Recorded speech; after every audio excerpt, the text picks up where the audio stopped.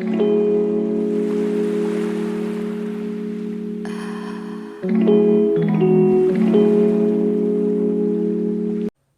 coup, comme on peut le voir, il y a une opération qui s'est effectuée à la soudure alu.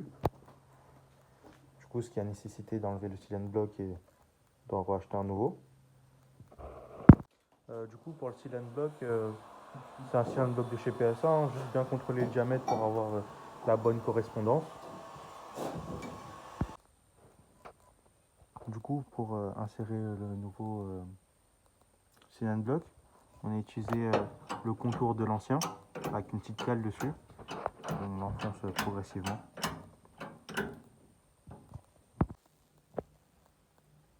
Du coup, on a monté le cylindre bloc à la presse. Surtout quand vous montez votre cylindre bloc, faites attention que ce soit bien aligné pour pas créer de défauts supplémentaires. Pour bien voir que la soudure a été bien réalisée, quand on l'a monté à la presse, il n'y avait aucune craquelure, aucune pièce n'a bougé. Seul petit défaut maintenant qui reste à régler, c'est cette vis là. C'est quand on a voulu démonter l'actionneur 4 roues motrices qui vient sur la boîte de transfert. La vis elle a cassé.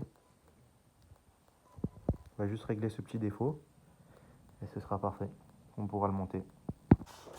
On procède aussi à une petite vidange de la boîte de transfert pour voir les dépôts de limaille et changer l'huile.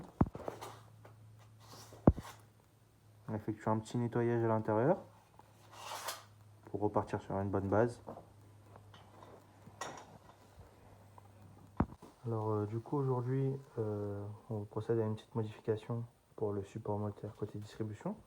Comme précédemment dans cette voiture il y avait un moteur TU, un litre 4, et qu'on va mettre un moteur XU, le support moteur n'est pas le même, car là on voit bien il dépasse du longeron, mais pour les moteurs XU, le support moteur doit être normalement situé par là, dans le longeron. Du coup, pour repasser les perçages, les découpes, on a dû enlever le support moteur, présent là, pour pouvoir adapter un support moteur comme celui-là, là, qui est sur C15, qui est justement bien pour le moteur XU. Comme on peut le voir, il est à l'intérieur du longeron, comparé à celui qui était sur le TU, qui doit être placé là. Voyez-vous.